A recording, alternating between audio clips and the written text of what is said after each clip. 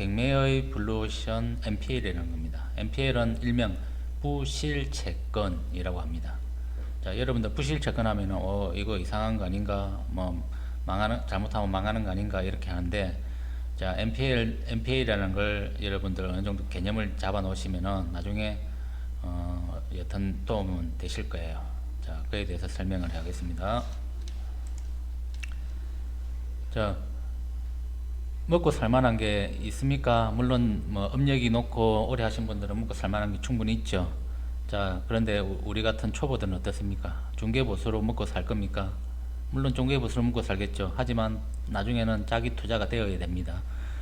마음에 드는 경매 물건 저가의 낙찰 확률 높으신가요? 물론 경매 안 하시는 분도 계시지만도 요즘 낙찰받기가 하늘의 별따기입니다. 그런데 낚시 이론이라는 게 있습니다. 뭐 낚시를 하려면 낚시 채비가 있어야 되고, 고기가 무는 물때를 알아야 되고, 그 다음에 포인트를 알아야 되고, 그 다음에 밑밥을 던져야 되고, 그 다음에 월척 고기를 낚아야 되는 겁니다. 물론 공인중개사도 중개를 할 수 있는 자격 요건을 갖춰야 되죠. 자격증이 있어야 되고, 사무실을 오픈하셔야 되고, 그 다음에 어떤 시장을 만나야 됩니다. 뭐 아파트 시장이든 토지 시장이든 상가 시장이든. 지금은 아파트 시장이 대세이죠. 그 다음에 자기가 맡은 분야를 파악을 하셔야 됩니다. 뭐 토지든 아파트든 상가든 그 다음에 공장이든 이런 분야를 전문적으로 잘 하셔야 되고, 그 다음에 광고는 우리가 네이버 부동산이든 그 다음에 뭐 카페 광고든 뭐 블로그든 그 다음에 유튜브든 이렇게 광고를 할 줄 아셔야 되고, 그런 다음에 이제 계약을 하는 겁니다. 자, 이런 과정이 있으니까 여러분들 이런 과정 절차를 무시하시면 안 되고 이런 순서대로 따라오셔야 될 겁니다. 자, NPL을 시작해 보십시오 이렇게 되는데, 경매 낙찰률 90% 이상. 뒤에 설명하겠지만 경매가 진행된 부실 채권을 NPL이라 하거든요. 그러니까 이것도 마찬가지 경매 낙찰이 됩니다. 그런데 경매는 뭐 자기가 낙찰 확률이 거의 뭐 초보자들 같은 경우는 거의 0%라 보시면 되고, 그 다음에 조금 해보신 분들은 뭐 50% 이상이라 보는데, NPL 낙찰은 거의 90% 이상 정도 됩니다. 그 다음에 단기간 20% 이상의 수익도 가능하고요. 그 다음에 유동화 회사와 같이 하는 안전하고 검증된 투자이고요. 그 다음에 소액 투자도 가능하고, 개인 투자자들 아무나 못하는 영역입니다. 왜냐하면 개인들이 못하게끔 법적으로 장치를 마련해 놨습니다. 자, 이건 뒤에 설명할 거고요. 그 다음에 아파트, 상가, 공장, 토지 등의 부동산을 NPL로 소용 가능합니다. 적게는 경매를 낙찰 받으니까 소유권이 이전이 되니까 당연히 소유 가능하겠죠. 자, NPL에는 개념에 대해서 알아보겠습니다. NPL, Non-Performing Loan이라 해가지고 부실채권이랍니다. 일명. 자, 부실대출금과 부실지급보증금을 합친 개념으로 금융기관이 빌려준 돈을 회수할 가능성이 없거나 어렵게 된 부실채권을 의미한다. 이렇게 되어 있죠. 그 다음에 NPL의 통일된 정의는 90일 이상 연체돼 거기죠. 그 다음에 뭐 이건 빼고, 그 다음에 이것도 그냥 생략하고 한번 읽어보십시오. 자, 금융회사들은 자신이 보유한 NPL을 채권 추심 전문으로 하는 신용정보회사나 여신전문 금융회사, 저축은행 등 제2금융권에 싼 가격에 매각한다. 왜 매각하는지에 대해서는 설명을 해드릴게요. 이를 매입한 회사는 채권의 추심이나 재매각, 여기서 경매를 하는 거죠. 통해 수익을 올리기도 한다. 자, 자기들끼리 뭐 부실된 채권을 1억짜리 채권을 자기들은 뭐 5천만 원이 사가지고 그걸 다시 파는 거예요. 7천만 원에 파면 자기들은 2천만 원 수익이겠죠. 자, 이런 개념이 보시면 되고, 그 다음에 미국과 일본에서는 개인에게도 NPL 거래를 허용하고 있으나 우리나라는 자산 유동화 관련된 법에 의해서 일반인이 NPL을 거래하는 것을 금지하고 있다. 여기서 이제 말이 이제 다르고 다른데, NPL을 거래하는 것을 금지하고는 있는 걸 맞지만도 NPL도 방식이 여러 가지가 있습니다. 그 중에서 론세일 방식이라 해가지고 등기부등본에 건저당권이 딱 하나은행으로 올라가 있는 걸, 자, 하나은행에 신정환이라는 사람이 그 부실채권을 매입을 하면은 등기부상에도 신정환이라고 건저당권자 신정환이라고 변경이 돼야 되는데, 이걸 변경을 개인이 못하게끔 법적으로 막아놓은 거죠. 자, 그런데 이렇게 할 수 있는 거는 대부분만 가능합니다. 자, 이게 설명해 드릴게요. 자, 은행 대출을 어떤 사람이 아파트를 사기 위해서 은행 대출을 받았습니다. 그래 은행에서는 건저당을 120%에서 130% 겁니다. 뭐 제1금융 같은 경우는 120% 정도 걸고 뭐 제2금융 같은 경우는 130%까지 그런 경우도 있습니다. 그다음에 그런데 이제 쭉 살다가 이 사람이 사업을 하든지 뭐 퇴직을 소득이 없어가지고 연체가 3개월 이상 됩니다. 그러면 은행에서 돈 갚으라고 채권 주심을 하거든요. 채권을 주심을 했는데도 돈이 안 갚아지면 경매로 넘겨버립니다. 건저당 건은 여러분도 아시겠지만도 바로 경매로 임의 경매로 진행이 가능합니다. 법원에 신청만 하면 됩니다. 그래가지고 경매가 진행돼가지고 뭐 시간은 거의 경매 시작해서 낙찰되는 데까지 한 6개월에서 1년 이상 걸리지만도 일단 그렇게 시간이 지나면은 낙찰이 되면 소유자가 바뀌는 방식이 일반적인 경매 방식이고, 그 다음에 NPL은 이 상태에서 채권 주심이 되면은 채권을 경매로 넘기는 게 아니고 채권 매각을 합니다. 그 SFPC라는 유동화 회사에. 그러니까 이렇게 되는 거는 여러분들 채권이 뭐 한 개, 두 개가 아니고 여러 건, 수백 건을 묶어 가지고 만약에 수백 건 뭐 한 500억이다. 그러면은 500억짜리 채권을 자기들은 한 뭐 300억에 그냥 유동화해서 팔아버리는 거예요. 이렇게 대형으로 거래하는 게 채권 매각이고요. 그 다음에 우리 채권 매각은 이제 SPC라는 회사에서 개인이 재무 인수 계약을 합니다. 그러면 내가 어떤 아파트나 뭐 땅을 재무 인수 계약을 해가지고 그 다음에 낙찰을 받아가지고 소유자로 자기가 등재가 되는 것, 이런 방식으로는 가능합니다. NPL 투자가. 론세일 방식은 2016년 7월 25일 대부업법 개정으로 개인이 투자를 못하게끔 막아놨고요. 단 자본금 5억 이상 대부업법 법인 설립으로만 가능합니다. 자, 그 다음에 우리가 개인이 할 수 있는 건 재무 인수 방식인데 유암코라든지 대신 AMC, 즉 SPC 유동화 회사들입니다.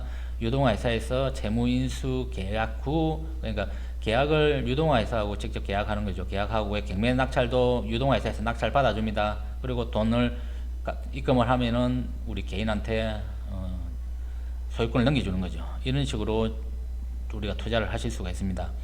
자, 은행에서 채권을 매각하는 이유는 은행도 부실해지기 때문에 그래요. 외환은행 사건을 보시면 아시겠지만 외환은행이 부실해져 가지고 론스타에 팔렸죠. 론스타는 그것 가지고 시세 차익을 남기고, 그러니까 외환은행을 뭐 500억 하던 회사를 론스타에서는 뭐 급하면 200억이나 300억까지 인수를 해가지고 자기들 팔 때 뭐 다시 뭐 한 500억, 600억에 파는 거예요. 그래서 이 론스타라는 게 많이 거론된 겁니다. 자, 그런데 법적으로 아무런 문제가 없는 거예요. 그런데 우리나라에서는 이 NPL 부실 채권에 대한 법이 정비가 안 돼 있는 시점이라서 지금 말이 많았던 거지, IMF 이후에는 그게 다 정비가 돼 있어 가지고 지금 뭐 다 정비가 돼 있습니다. 그 다음에 NPL은 한마디로 말하면 부동산 세일 상품이라고 보시면 돼요. 자, 예를 들어 아파트 가격이 매매 가격이 이제 6억이다. 그러면은 경매가 들어오면은 4.7억이다. 그럼 지금 상황에서는 뭐 6억이 넘을 수도 있고 뭐 안 될 수도 있지만도, 예를 들어서 일반적인 경매 시장에 보면 경매 낙찰이 4억 7천에 받았다. NPL도 자기가 4억 7천에 받을 수 있는 거예요. 그런데 NPL은 이면은 뭐냐면 채무 인수 금액이 그 채무 유동화 회사하고 자기가 계약한 게 4억에 나 인수할게, 이렇게 하면은 4억을 주고 낙찰받는 결과가 되는 거예요. 그러니까 경매 낙찰 4억 7천보다는 자기가 7천만 원을 이득을 보고 낙찰받는 거죠. 네, 이 개념을 잘 이해를 하셔야 돼요. 자, 그러면 NPL과 경매의 차이점에 대해서 설명해 드릴게요. 자, NPL은 낙찰 가능성이 매우 높아요. 왜냐하면 아까 90% 이상이라 했죠. 왜 그런지에 대해서는 나중에 또 설명이 될 거예요. 그 다음에 투자금 회수 기간이 짧아요. 왜냐하면 싸게 낙찰받아가 싸게 매매를 해버리면 되니까. 그 다음에 양도세 부담이 없어요. 왜? 4억 7천에 사가지고 일단은 4억 7천에 팔면은 양도세는 없잖아요. 4억 7천에 낙찰받아서 4억 7천에 매매하면 양도세는 0원입니다. 맞죠?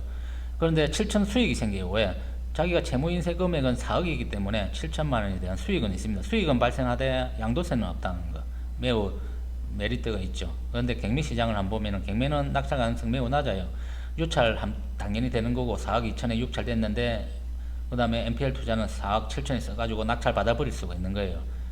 그 다음에 기간이 길어지는 거죠. 이제 왜냐? 이거 낙찰 받은 거 뭐 취득세하고 뭐 양도 뭐 시세 차이까지 하면 5억 이상 매매를 해야 되는데 가격이 비싸면 금방 안 팔리니까. 그 다음에 실질적으로 이제 만약에 5억이 매매됐다 해도 3천 수익이 남잖아요. 그럼 3천 수익이면은 4억 7천에 낙찰 받은 걸 5억에 매매하면은 그러니까 1년 만약에 예를 들어서 1년 안에 팔면은 이제 여기서 양도세 부담 50% 가정하면요. 1년 안에 그럼 50%를 내버리면 1,500만 원 수익밖에 안 되는 거예요. 그러니까 NPL은 똑같은 물건이라도 잘 투자하면 7천원 수익이 생기는데 경매로 했을 때는 1,500만 원 수익이 생긴다 이 말이죠. 자, 자 그런데 이제 NPL은 어떻게 하느냐? 뭐 NPL을 자기가 뭐 사고 싶어도 사는 방법을 알아야 되잖아요. 그러면 자 우리 채무인수 방식을 통한 투자의 흐름을 짚어보면은 NPL 물건을 찾으려면은 대신 AMC라는 유동화 회사가 있고 그다음 유앙코라는 자 회사 은행 연합 회사가 있어요. 그 유동화 회사가. 그런데 그리고 경매 사이트에서 충분히 가능해요. 자 경매 사이트 한번 볼까요? 자 제가 사용하는 굿옥션입니다. 굿옥션에 보면은 부실채권이라고 있어요. 이게 이제 NPL입니다. 부실채권 검색 이들어오고 그다음에 자기가 자기가 있는 지역을 하시는 게 낫겠죠. 잘 아는 지역이니까 울산 본원 이래가지고 검색. 여기 보면 보유 회사 있죠. 대신 AMC 있고 뭐 여러 가지 회사들이 있습니다. 전체로 해가지고 검색을 한번 해볼게요. 자 그러면은 물건이 좀 26건이 그게 됐죠. 자 공장, 임야, 공장 주로 이제 공장이 많이 나옵니다. NPL은 왜냐하면 규모가 너무 크고 그 다음에 공장이 금방 매매가 안 되기 때문에 자 그 다음에 그리고 공장에서 대출을 너무 많이 해주기 때문에 공장은 대출을 너무 많이 해주기 때문에 공장이 거의 대부분 많이 나옵니다. 그 다음에 근린주택, 근린상가, 뭐 아파트도 한 개 나오죠. 아파트도 나오고 뭐 있습니다. 이런데 자기가 특히 뭐냐 아파트 같은 경우에는 NPL 회사에서 뭐 살려면은 자 이렇게 사이트에 들어가 보면요. 쭉 보면은 뭐 어떤 뭐 채권 금액 이런 거 다 나오고 난 뒤에 여기 보면은 항상 NPL은 이렇게 돼 있어요. 대신에 AMC라는 회사에서 부실 채권 상담사 있죠. 채권 담당자하고 전화번호가 나와요. 그러면은 이 사람한테 전화해가지고 내가 지금 이게 채권 금액이 얼마다. 지금 중소기업 은행이죠. 중소기업 은행인데 아마 대신 AMC에서 채권을 샀을 거예요. 자 이거는 여러분 문서 송달 내역 보시면은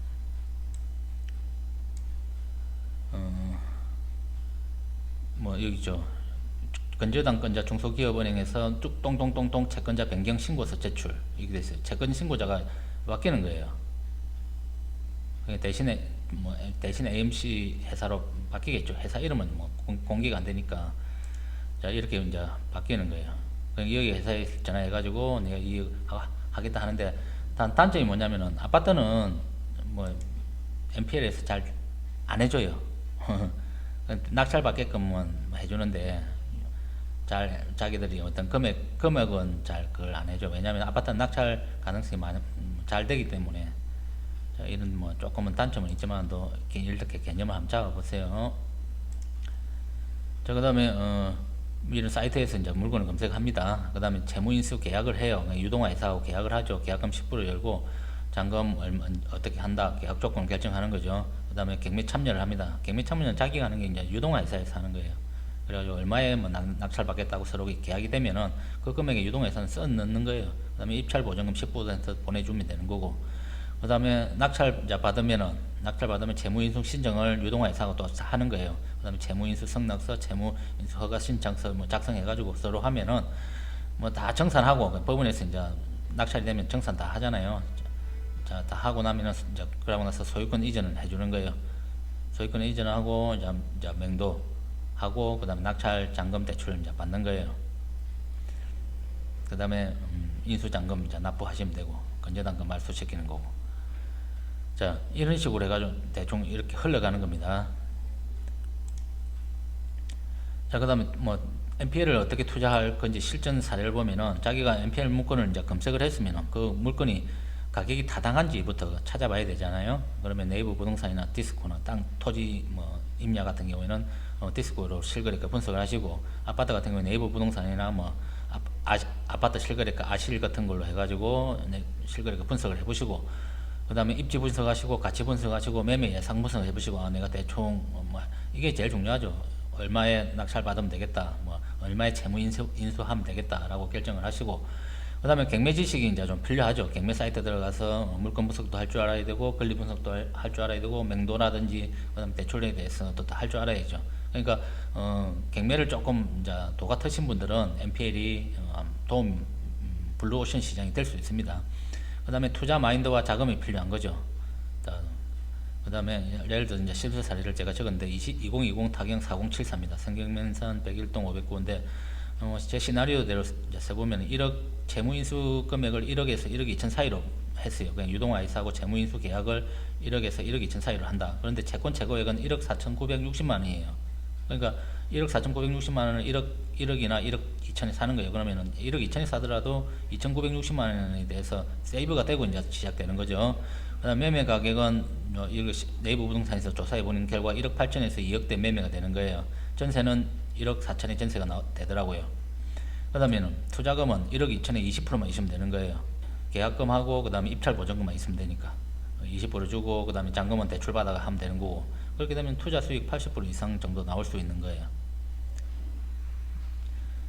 자, 그다음에 물론 여기서 집에 들어가는데 인테리어 할 게 있으면 인테리어 들어가야 되고 맹도도 해야 되고 이러면 비용이 조금 더 발생을 할 수 있지만 또 이론상 이제 이렇게 되는 겁니다. 자, 이게 이제 계략적인 이제 MPL에 대한 그 흐름인데, 여러분들도 경매를 아시는 분들은 MPL까지 한번 더 공부해 보시는 게 많은 도움이 되실 거예요. 자, 그래서 제가 이제 MPL 경매 블루오션 MPL이라 한 겁니다.